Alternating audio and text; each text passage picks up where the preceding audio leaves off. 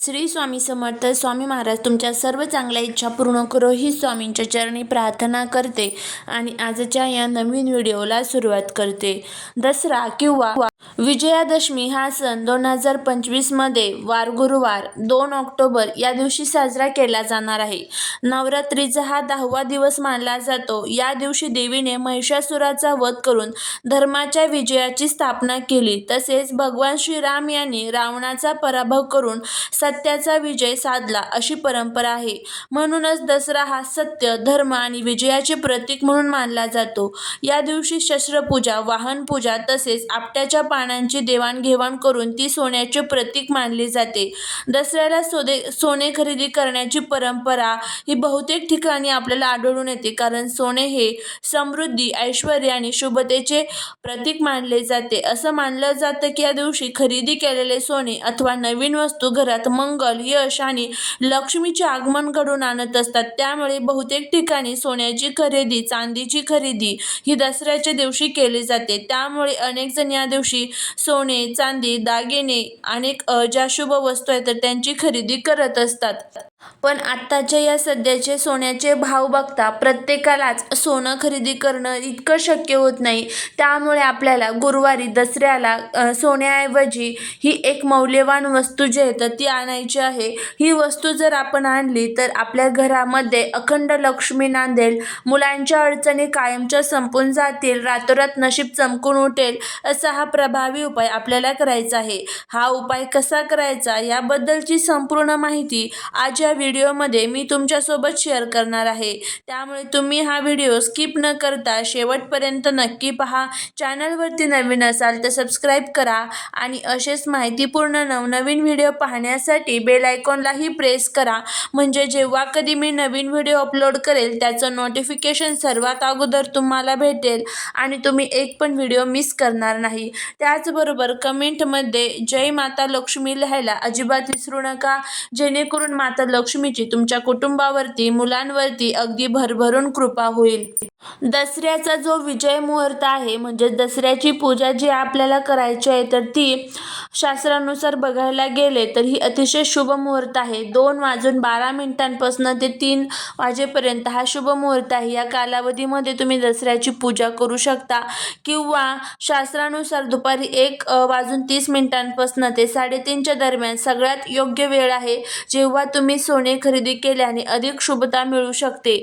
ज्यांना कोणाला सोने खरेदी करायचे आहे तर त्यांनी या कालावधीमध्ये आवर्जून सोन्याची खरेदी जी आहे तर ती करायची आहे. आता बघा, दसऱ्याच्या दिवशी पूजा करणे हे अत्यंत शुभ मानले जाते, कारण हा धर्म आणि सत्याच्या विजयाचा दिवस आहे. त्यामुळे या दिवशी आपण वाहन पूजा, शस्त्रपूजा आणि आपट्याच्या पानांची देवाणघेवाण करत असतो. या दिवशी सकाळी लवकर स्नान करून स्वच्छ कपडे परिधान करावे. देवघरात किंवा पूजास्थळी गणपती, देवी दुर्गा, श्रीराम, हनुमान आणि कुलदैवत यांची पूजा केली जाते. त्यानंतर आपल्या घरातील शस्त्रे, साधने, वाहने यांना स्वच्छ करून त्यांना फुलं, अक्षदा, हळदी कुंकू नैवेद्य अर्पण करून त्यांची पूजा केली जाते. दिवा लावून आरती केली जाते. आपट्याची पानं, सोनं देवांना अर्पण करून ती नंतर नातेवाईक, मित्रमैत्रिणींना दिली जातात. या पानांना सोनं म्हणतात कारण ती समृद्धी आणि ऐश्वर्याचे प्रतीक आहे. काही ठिकाणी दसऱ्याच्या दिवशी शमीच्या वृक्षाची पूजा केली जाते, कारण पांडवांनी वनवासातून परत येताना आपली शस्त्रे शमी वृक्षाजवळ ठेवून ती पुन्हा मिळवली अशी कथा आहे. पूजा झाल्यानंतर गोडधोड पदार्थ वाटले जातात. तसेच या दिवशी नवीन वस्तू खरेदी करणे, सोने खरेदी करणे किंवा कार्याचा शुभारंभ करणे हे अत्यंत मंगलमय मानलं जातं. त्यामुळे आपल्याला अशा पद्धतीने दसऱ्याची पूजा जी आहे तर ती करायची असते. दसऱ्याच्या दिवशी आपल्याला काही विशिष्ट मंत्रांचा जप जो आहे तर तो करायचा असतो. दसऱ्याच्या दिवशी आपल्याला सर्व आपण 9 दिवस देवीची उपासना केलेली असते, तर ती शक्तीची आराधना करण्यासाठी दुर्गा मंत्र आपल्याला म्हणायचा असतो. त्यामध्ये या देवी सर्वभूतेषु शक्तिरूपेण संस्थिता नमस्तस्ये नमस्तस्ये नमस्तस्ये नमो नमः ह्या मंत्राचा जप करायचा असतो. आणि त्यानंतर श्रीरामांच्या ओम श्री रामाय नमः या मंत्राचा जप करायचा आहे. शस्त्र पूजा करत असताना तुम्हाला ओम ऐं ह्रीं क्लीं चामुंडाय विच्चे किंवा वाहनाची पूजा करत असताना सुद्धा तुम्हाला ओम ऐं ह्रीं क्लीं चामुंडाय विच्चे या मंत्राचा जप करायचा आहे. हनुमानाचा मंत्र तुम्हाला म्हणायचा आहे, ओम हनुमते नमः. ह्या ज्या काही छोटे छोटे मंत्र आहेत तर ते नक्कीच तुम्हाला तुमच्या घरामध्ये जे आहे तर ते म्हणायचे आहे. दसऱ्याच्या दिवशी अर्पण करण्यासाठी काही विशिष्ट नैवेद्य आपल्याला अर्पण करायचे असतात. त्यामध्ये गोड पदार्थांमध्ये तुम्ही श्रीखंड, पुरणपोळी, शिरा किंवा खीर अर्पण करू शकता. फळांमध्ये तुम्ही केळी, नारळ, सफरचंद, स्वच्छ फळांचा नैवेद्य अर्पण करू शकता. नैवेद्याचे मुख्य महत्त्व म्हणजे देवी किंवा देवतेला गोड पदार्थ अर्पण केल्याने आयुष्य गोड आणि सुखमय राहते असा समज आहे. त्यामुळे आपल्याला ही नैवेद्य जे आहे तर ते अर्पण करायचे असतात. आपट्याची पानं देवाला अर्पण करून नंतर कुटुंबात वाटली जातात, कारण त्यामुळे आपल्या घरातील सर्व जे काही दोष आहेत तर ते दूर होण्यासाठी मदत होत असते. आता त्यानंतर आपल्याला सोन्याऐवजी आपल्या घरामध्ये कोणत्या वस्तूंची खरेदी जी आहे तर ती करून आणायची आहे तर ते आपण बघणार आहोत. बघा, आपण खूप कष्ट करतो, मेहनत करतो, पण त्या कष्टाचं, मेहनतीचं फळ आपल्याला मिळत नाही. घरामध्ये आलेला पैसा हा घरामध्ये टिकत नाही. सतत तो कुठे ना कुठे आजारपण, दुःख आणि संकटांमध्ये तो खर्च होऊन जात असतो. वाईट दोष जे आहेत तर ते आपल्या घराला लागलेले असतात. वाईट शक्ती जे आहेत तर त्या आपल्या घरामध्ये तयार झालेल्या असतात. अशा ह्या ज्या काही अनेक समस्या असतात तर त्या सर्व समस्या दूर करण्यासाठी आपल्याला हे सोपे सोपे उपाय जे आहेत तर ते करायचे असतात.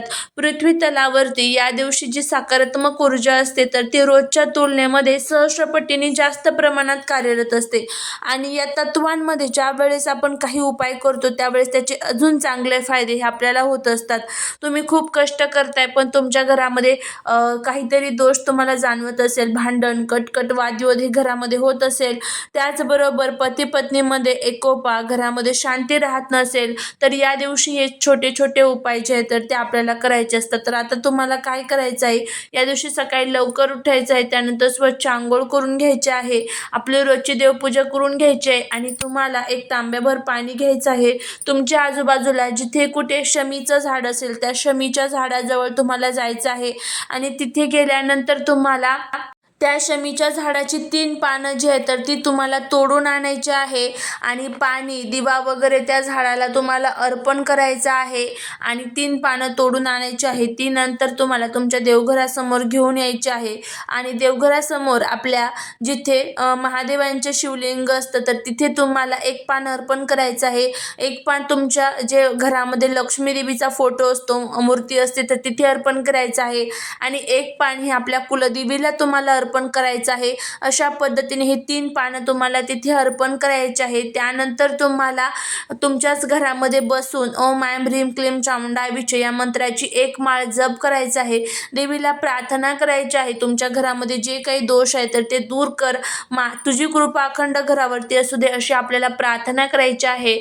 आणि अशा पद्धतीने आपल्याला हा जो आपल्याला शमीच्या पानांचा उपाय जो आहे तर तो करायचा आहे. कोणत्याही प्रकारचा खर्च आपल्याला इथे नाही. तुमच्या आजूबाजूला जिथे कुठे मंदिर असतं बघा महादेवांचं, तिथे आवर्जून तुम्हाला शमीचं झाड जे आहे तर ते मिळून जातं.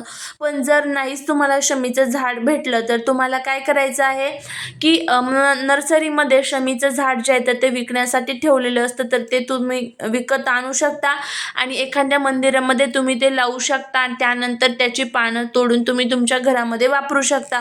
अशा पद्धतीने सुद्धा तुम्ही करू शकता. करून बघा, तुम्हाला फायदा होईल. झालेली सेवा ही महाराजांच्या चरणी रुजू करते.